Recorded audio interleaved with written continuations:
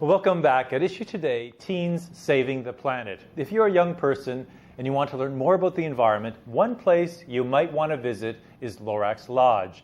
It's the brainchild of 17-year-old Sarah Jo Lambert. She needed a project to fulfill her Girl Scout requirement, so she decided to educate kids about green living.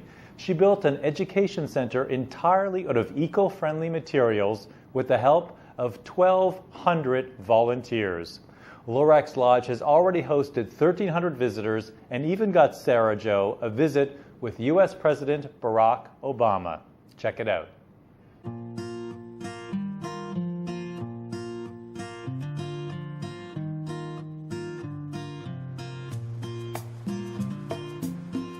I've been coming to camp since I was about 5 years old, and this is my Girl Scout Gold Award project. I built an environmental center with lots and lots of help. Sarah Jo approached us and told us that she wanted to build a green environmental center. She had all kinds of stuff happen. It would be like raining one day and then blowing sand 1,000,000 miles per hour the next day. She could have quit. She didn't. Boy, she hung in there. She did a great job. And yeah, this is Lorax Lodge. It's got a solar panel and the walls are made out of the compressed earth block. There were like hundreds of people who helped and donated, and you know, it wouldn't look like this today if it wasn't for them. We needed a trail to get from the bottom of camp up here, and it's called Rattler Trail because we found quite a few rattlesnakes on it. Well, the picture, that's a rattlesnake right there. It's one of the rattlesnakes I found on the trail. I designed a curriculum guide, and that's also a part of this. Mexican feathergrass. This is a great opportunity to help the kids here so that they don't have to go so far to learn about the environment. You know, the opportunity is here for them now. I like that we get to do crafts and everything. Kids can come here and, you know, learn all about plants. And I've always kind of known Sarah was special, and for her to come to us and say, you know, I'd like to do this project at camp, you know, it really kind of warms your heart because she grew up here, and, you know, I've watched her grow up at camp. Just like the Lorax said in Dr. Seuss, unless someone like you cares a whole awful lot, nothing's going to get better. It's not.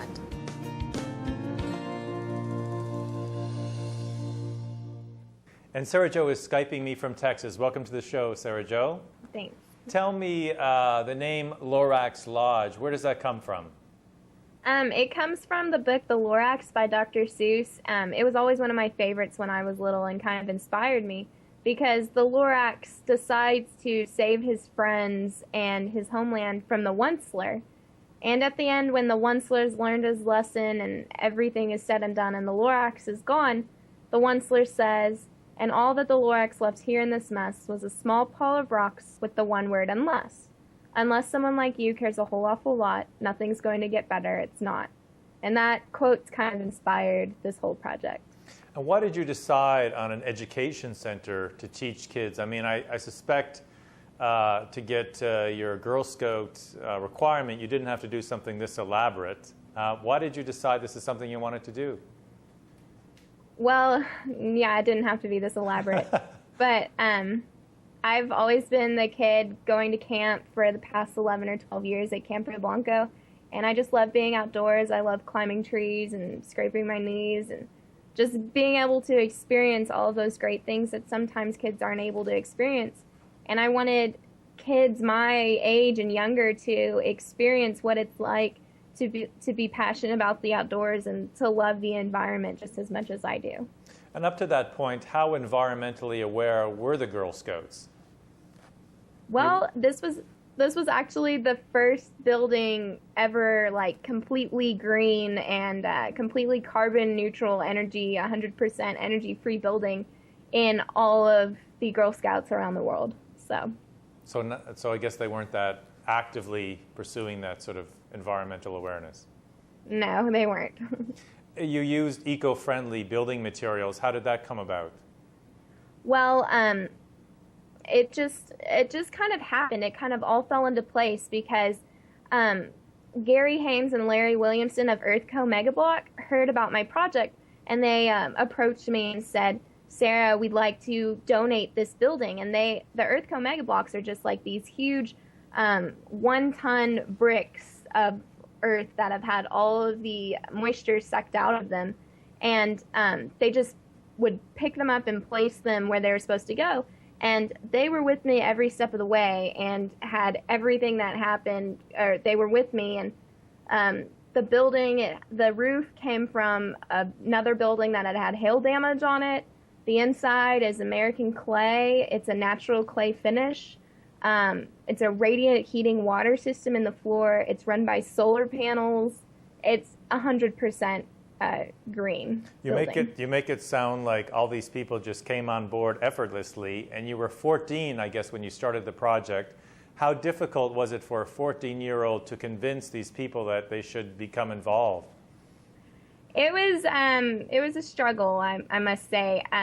It's very hard to want to have a voice and want to make a difference when you're 14 and you're approaching adults who are 3 times your age and who just aren't really sure of what they want, and if they want to help you because they're not sure if you're serious in your goal and you seriously can do it. And also living in Lubbock and in the Bible Belt in kind of West Texas. You don't think of Texas as being that environmentally conscious? No, you don't. It's a very conservative area from where I'm from, and it's really the first of its kind of technology in Lubbock and in this area. And people were a little hesitant to help, but there are a lot of really great people out there who really want to make a difference and who really want to see change. And those are the people who rallied behind me and who helped make my dream a reality. So. And where did the money come from? I mean, how much money did it cost to build this, and where did you get the money? It costs a lot of money. I raised over $215,000 in monetary and equipment donations over the past 2 years. How? Knocking on doors, you know. I learned from Girl Scout cookie selling, I guess. Yeah, you took it to a new level. Yeah, I did.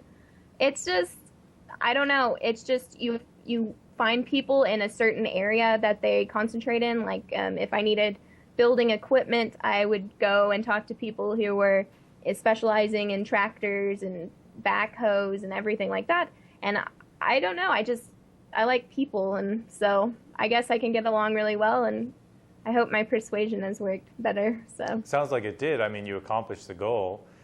You mentioned going to different local, if you needed a backhoe, you needed building materials, you would go and approach them. Why do you think that's so important? I mean, to get the community involved as opposed to letting government or a corporation build this for you. Why was that key to your project? Well, because I really wanted people to realize that I was serious about this, that it was really what I wanted. And it's really important, I think, to have the community behind you and not just a big local or central office.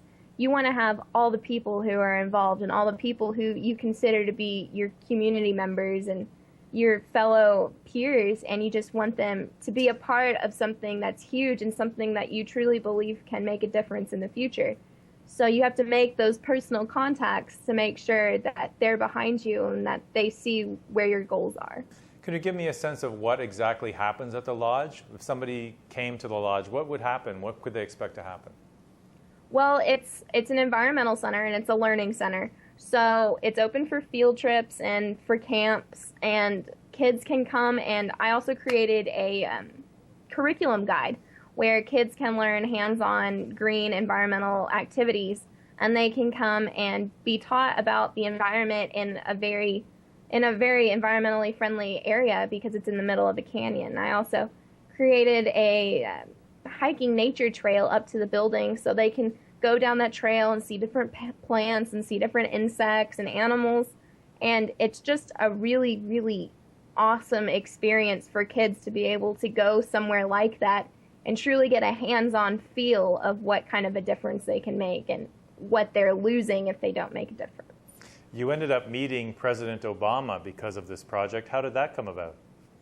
Well, I won the Presidential Environmental Youth of America Award for my region, and it took us to Washington, D.C. for a week. It took me, and my mom went with me, and it was just an unbelievable experience. It was the first time for me to be in D.C., and we had meetings and conferences and presentations, and I got to meet some really incredible people, and I ended up at the White House on the White House lawn talking to President Obama, and it was just a really amazing experience. Did you ever think when you started this project that that's what would lead to? No, I really didn't. I was just like, oh, when this is over, it's over, but it's not. What kept you going through all those challenging times, do you think?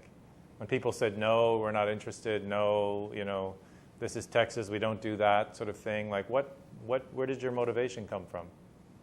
It's, I don't know, just a lot of faith in my dream and in myself and in the people who had already stepped up to say that they would help. I guess it's just a lot of perseverance and a lot of determination on everybody's part and on my part, and just being able to see a difference at the end when I saw the kids, how they reacted when they've been there. And it's all worthwhile. Even if there was a struggle, the reward is much greater. If someone is watching right now, say a 14-year-old who is in the place you were a couple years ago and is thinking of doing a project, wants to get involved, but is a little hesitant, what advice would you give to them? Dream big, don't ever be hesitant. Always go for what you want to do and what you believe in. There's volunteer centers everywhere. You can always, join wherever you want, whatever interests you. Don't do something that doesn't sound interesting. Do something that makes you want to be a part of it.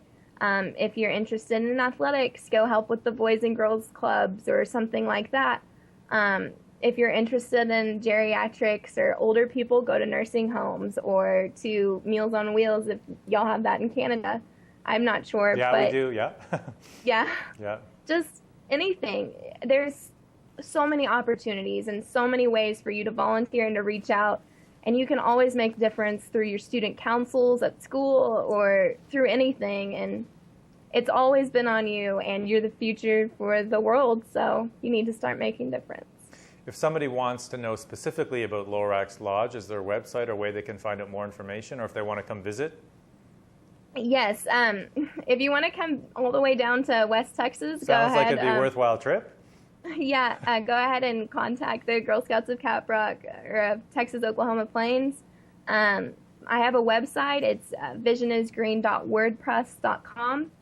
And just, I guess, if you really are really interested and you want to talk to someone, you can go ahead and shoot y'all an email, and they can get in touch with me if y'all really want to talk to me, and I'm just open for anything. So. Well, thank you very much for your time today, and congratulations with this amazing project. Thank you so much. Appreciate your time. Well, that's it for this edition of At Issue for Teens. You can go to our website, ichannel.ca, to watch this entire show online. Just click on Video on Demand and At Issue for Teens. You can also follow us on Twitter and Facebook, and email your thoughts to comments@ichannel.ca. I'm Kevin O'Keefe. Thanks for watching.